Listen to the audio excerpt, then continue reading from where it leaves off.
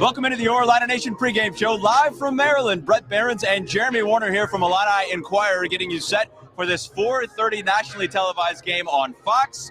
Jeremy, we made it to the East Coast, filling in for Derek Piper, who is still at home, doing some home games now. It's great to see, but not on the road yet. We got to keep him away from the road for a little bit. There'll be plenty in March. Yes, there will. will. Will be going to the NCAA tournament. We find out today they're a 4 seed in the NCAA tournament committee's mock bracket, but they're looking for more good wins to help that resume, Bretton. We start today, but yes, we'll keep Derek at home with the baby, with the family. I'll fill in for him gladly today. Yes, all right. So we are going to spend the next 20, 25, 30 minutes talking about this matchup today. And Brad Underwood is not good against Maryland. It's pretty crazy how these things work. 8-0 against Michigan, right? Oh, we got a ladder coming. Watch out. You never know what's going to happen here. Oh, you're good. All right, so Brad Underwood's 8-0 against Juwan Howard in Michigan, right? He's 2-7 against Maryland. Like, I get it. This is just how some of these things work, but it's really fascinating when you start to look at these matchups and why they're successful against some teams and not against others. When you think about it, Michigan's been pretty good under Juwan Howard until the last year and a half or so. Maryland's kind of been up and down the last couple of years. Now, they were good when Brad Underwood first entered the league. Illinois did get a win on them against them in New York City at Madison Square Garden.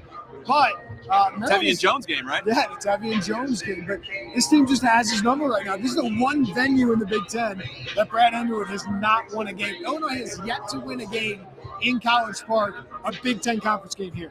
So it's pretty amazing.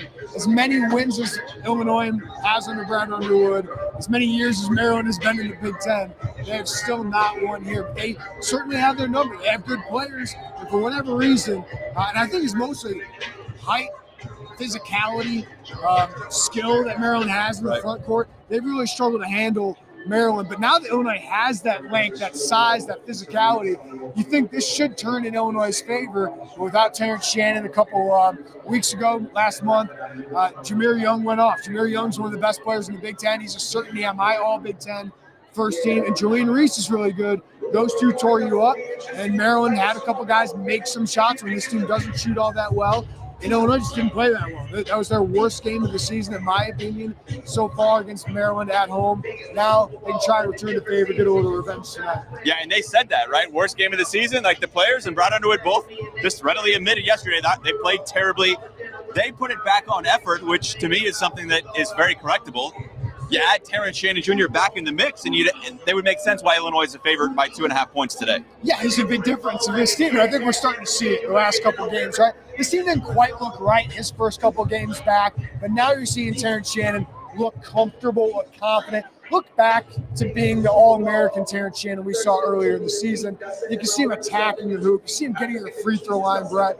And then you see him go nuclear sometimes from three. And that's what excites you about this team. As good as Marcus Domaskin been, how good is Coleman Hawkins right now? When you have Terrence Shannon, that's a guy who can absolutely carry you and just lifts everybody else, gets you the easy buckets that I think this team really struggled get against Maryland the first time around. So starting to see him come back. 59 points the last 2 games, was really efficient and took over the game against a bad Michigan team, albeit. It's a big game for him, though.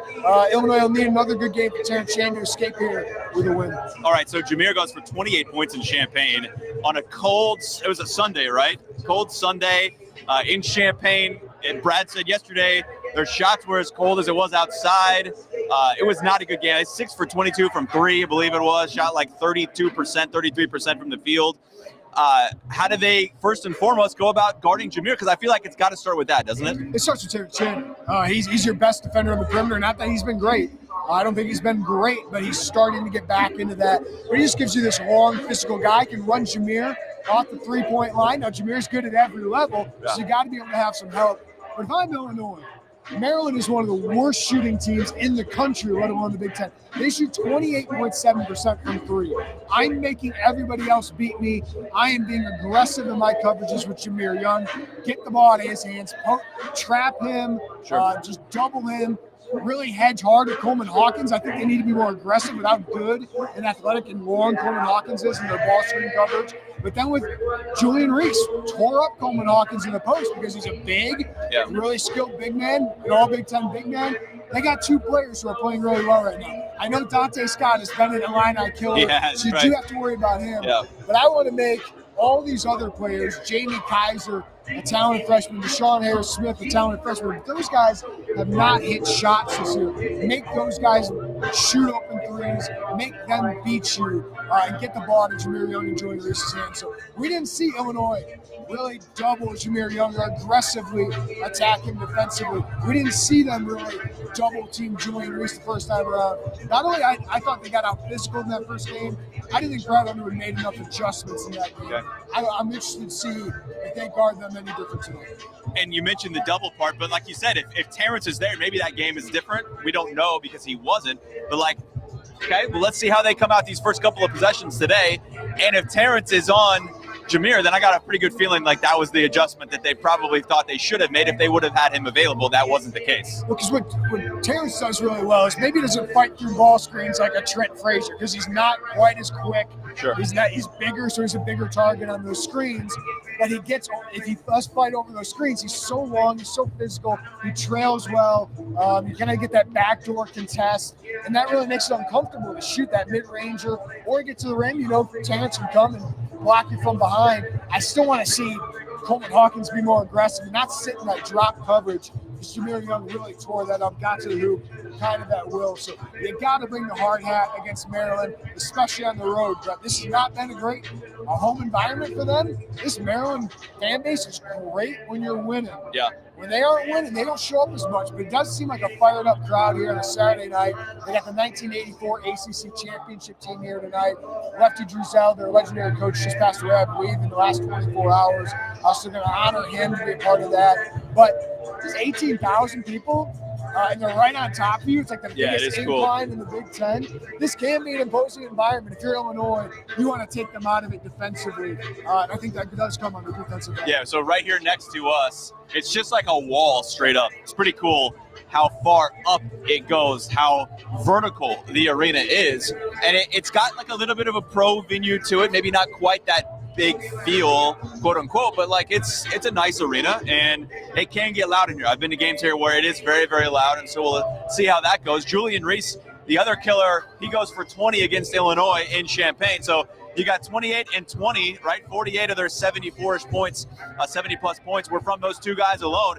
Is it just Coleman on that? Do you try and do something differently with some blitzing or some different guys there to put pressure on Julian, or how do you think they'll approach that? Listen, I get the strategy by Bret Underwood. You got Coleman Hawkins, one of the best defenders, taking out one of the best players on the other team. But Julian Reese is bigger than him. He's got about 30, 40 pounds on him. He's just as long as Coleman, and he's skilled, so he can take advantage and score on Coleman. You just need a little bit of help. I think Coleman can contest, force some tough looks, but you got to have some guys digging at the ball. You got to have guys stunting, just make him pick up his dribble to make him maybe shoot an 8-footer instead of a 4-footer, right? I think he needs help. I don't think the Illini guards did a good enough job on that. So guys like Marcus Damask, Justin Harmon, if they're guarding Harris Smith or they're guarding Jamie Kaiser or Jordan Geronimo or Jahari Long or Matty Trejo, these guys who have not shot well, know who you're guarding, know that you can help off a little bit and recover still.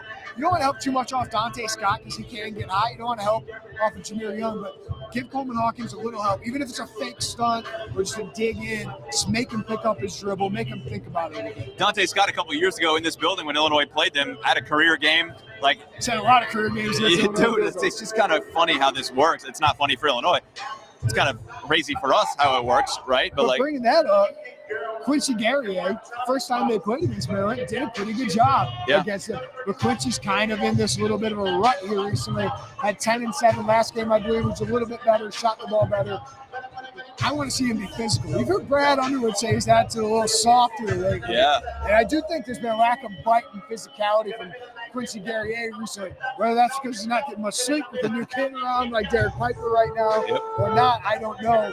But he's got to be physical. He's got to get after the glass tonight because you do not want to give Dante Scott and Julian Reese extra possessions. You don't want to give a bad offensive team more possessions to make up for the inefficiency. And I think that's what's interesting about that approach post-Michigan State, where Brad said that they just worked on defense, right? Like, it was just all defense coming into that Michigan game. Now, Michigan is bad, right? I mean, especially without Doug. They are not a good team on the road. And that whole thing is just fascinating to me. But, it is what it is. So, but they went out and did it, right? They took care of business. Other than the last 9.5 minutes of the game when the starters really didn't play, they could have probably held them to 55-ish, 50, if the starters would have been there. I thought that was good improvement. But the defense as a whole has not been there since that Fairleigh Dickinson game into 2024. How do they get back to that? Is it just continuing to focus on that defense? Is it being more physical? Is it as simple as that? Well, I think this team doesn't have the quickness defensively at the top, right? Like, you don't have a Trent Frazier. I would even say like an Andre Corbella. I know that name scares it's like people, trimmers for people. but he would get after people. He could get over screens. Yeah. You just don't have that guy at this moment right now. You'd like it to be Justin Harmon, but he's at best probably an average defender. You just want them to be physical. You want them to be focused. And I think the biggest thing, Bret, is just communication. They're busting so many switches right now. And what I loved against Michigan, I do not take much into that game. It's an awful team without their best player, Doug McDaniel. So I'm still proven defensively with this team. But I thought they did less switching, and that made guys more responsible for their guy. Get over that screen. Communicate. If you lose this, we know who it's on. You can't blame it on your teammate busting switches. So I think it's more about taking accountability defensively and just locking in. This is a big physical team. I thought this team should be elite defensively, given how long they are at every position. Ty Rodgers, I think, should be an elite defender. I don't know if he has been. Terrence Shannon can be an elite defender. I don't think he has been. And even Coleman Hawkins at time, I think he can be a little bit better as the leader of that defense, communicating with guys where to be and where to be. All right. Well, we're right next to the band, apparently, so that's fun. Put the mic up a little closer. Here we go. All right. We'll continue to talk about this matchup coming up. 4:30 tip on Fox, nationally televised game. Maryland was picked third in the Big Ten. Where did you have them in your preseason poll? Third? Yeah. I mean, like, Jameer Young, Julian Reese, Dante Scott. They should be One of better. the best freshman classes in the Big Ten. I thought this would be one of the best teams in the Big Ten, along with Illinois, along with Purdue. And I thought Michigan State's get back up there, it seems like. It's been a really disappointing season. That's why I'm really interested, Bret, to see what the crowd is like tonight. So was that one Purdue, Michigan State, Maryland, and then Illinois? Yeah. Man, like, isn't that what do we know, right? Like, I know you had a vote in that. I didn't have a vote in that, but that probably would have been about right for what we would have thought, right? For like you said, all the guys that they have back, and it just hasn't clicked. But they are good defensively. Like, they are very, very good defensively. That clash I'm interested to see today, because Illinois got the second best offense in the Big Ten. If they didn't have Zach Edey at Purdue, I think they'd be at the top, right? Like, they are very, very good offensively. I'm very curious to see how that aligns today on those two. Yeah, I think the big offensive question for this team right now is late game, right? Can they execute late game? Otherwise, it's a great offense. I have very few questions about this offense outside of the late game execution, and that might come into hand tonight, right? Yeah. But this offense is one of the best in the country. I just think they have so many answers. Right? I mean, Terrence Shannon can get downhill, get you easy things in transition, and we've seen that lately. What those easy points do for you in a game. We saw it against Michigan State as well. But you have so many shooters. You have Mark Stamash can go get you a bucket.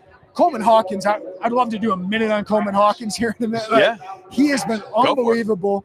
He's stretching the floor, allows you to play the booty ball that you do, and he's just such a good passer right now. I just think there's 6 NBA scouts here tonight. Right? Coleman Hawkins is near the top of that list, probably along with Terrence Shannon. They got to do some background work on, right? But Coleman Hawkins, I think, has played himself in the NBA mock drafts. But they just have so many answers. And Gary A. and Harmon can give you consistent efficiency offensively, and Goody comes off the bench, makes 40% of his three-point shots. I don't have a lot of questions about the offense except for that late game execution. But I think they should be able to get points tonight, especially with Terrence Shannon here. But Maryland is big. They're strong. They're physical. And they can rebound. So I think for Illinois, you got to match that physicality. You got to match that length. And I think they should. That should not be – you shouldn't have to get up for games anymore. You're an old team on the road with a fired-up probably student section here today. They're practicing chants for about an hour before we got here. They got to bring it tonight. That's what NCAA tournament teams do, and this could be a quad one win at some point. Maryland right now is 75 in the net, so if they lose, they'll probably down below that. But this could be a quad one win at the end of the year. That's crazy how, like, Maryland's not having a good season, right? 6-8, and yet they're still at that 75 mark right now. Northwestern, did you check where are they at? Because I feel like you got to follow these teams to see where they're at. Rutgers is making a run at it too. Wow. So, like, we'll all see how that plays out. And a reminder that it doesn't matter where it's at when you win, right? It's just where this season is. So they've got to continue. You got to, like, if you're an Illinois fan, root for the rest of the teams that you don't play again, like, to continue to play well, right? Big fans of Rutgers right now. Sure, right? To help get a couple wins. And this wouldn't be a marquee win, but it would be a win that could help your resume. A loss, I don't think kills you because it would be a quad 1 loss. But we're talking about Illinois, like, are they a 4 seed? Are they a 5 seed? I don't think they're going to fall much below that. But if they want to get to a 3 seed, you got to win games like this. You have to go on the road and win a game like this. And I haven't checked the Wisconsin-Iowa game in overtime, but if you want to get that double bye in the Big Ten tournament, you win this, I feel really good about what you're doing with the games you got coming up. And you can start stacking wins, and you'd be 1 win away from 20 for a 5th straight season and another top 5 seed. So I think you can gain a lot from this game, even if it doesn't show immediately on the resume. Right, and I feel like if you lose today, like the Big Ten title hopes, if they're not already dashed, are then gone. I don't think Purdue's losing down the stretch. Their schedule here is cupcake soft down the stretch run. We can talk about it, but like who we can. Okay, you get 1 game at home against Purdue, Illinois, right? So you have a chance to get 1 there. But is Purdue really losing again? Well, here you go. Wisconsin loses today. Wow. You win today, you're a game and a half up on Wisconsin for 2nd place. And I think we can start penciling Illinois in for that top double bye. I think they are the 2nd best team in the Big Ten. No doubt. But if you don't win this game, all of a sudden you're opening the door for Wisconsin, Michigan State, right? Minnesota. Are we talking crazy, about that? right? Nebraska is in that mix, so you're leaving the door open for them. If you win today and start stacking wins like you should with the schedule that's remaining, all of a sudden I think Illinois looks like by far the 2nd place team in the Big Ten. Wisconsin 5 of 6 now, is that right? Losses? Like they are just that February doom right now. Things felt like it was inevitable, right? They never looked like the 4th seed, but that's a short-lived 4 seed today for them. Where do you see that at as we start to look here? Okay, I know some people are nuts. Like first day of the season, it's like, well, here's the teams, here's the bracket watch. Look, I can't get into it until about now. Yeah. But how do you view this, Jeremy, in terms of the 4-5? Great, better than a 9 or 8 seed that we saw last year. But at the same point, in my eyes, if you can get to a 3, I think you're feeling a whole heck of a lot better, aren't you? I've heard some people say they'd rather have a 6 than a 3, or a 6 than a 4 or 5. Listen, Illinois wants to get to the Sweet 16, and usually the 5 seeds are easier to beat than the 3 seeds. This year it might be all up for grabs, but I feel confident if Illinois is a 4 seed against a 5 seed this year. I just think this team is a little bit more upside than the other teams we've seen the last couple years. The Kofi group is great, right? It was a great team during the regular season, but they can only play one way. This team can play multiple ways. I think they're a little bit more versatile, but I think that's right on the money. This is a team that really doesn't have many bad losses. Their worst loss is Maryland at home, and Maryland has the potential that they're going to be a winning team at the very least. Every team has stubs their toe. If that's your worst loss and you have some good wins, these don't have great wins, but the home win against Michigan State is probably the best win. Florida Atlantic on a neutral site, they haven't been quite as good as we thought they'd be. Those are 2 good wins. They're not great wins. So you'd love to get 1 at Wisconsin. You'd love to beat Purdue at home. That would be a huge resume booster. I think you got to win games like that to get up to a 3 seed. But I would still rather have a 4 seed than a 5 or a 6. Oh, yeah. I mean, think about the conversation we're having right now, right? Like 5-6 years ago, it's a big change, isn't it? It was just bubble talk at this point, leading up all the way until the tournament, the Big Ten tournament, and trying to play their way in. I mean, that was the conversation we had for a long time. And so, but now we're talking about setting up yourself for the best path. Right. And a great path would be a 3 seed because you're on the bottom half of a bracket. You get a 6 seed in the second round. A 2 seed and a 3 seed is basically a coin flip compared to, I think the 1 seeds are way better. The top 3 1 seeds, I don't want to see Houston in the Sweet 16 if I don't have to. Purdue. And I guess that's my talk about the 4, right? Like if you can avoid that 1-4, then you're feeling a whole lot better. They haven't been on the bottom of the bracket a lot, right? Like it's kind of crazy how it works.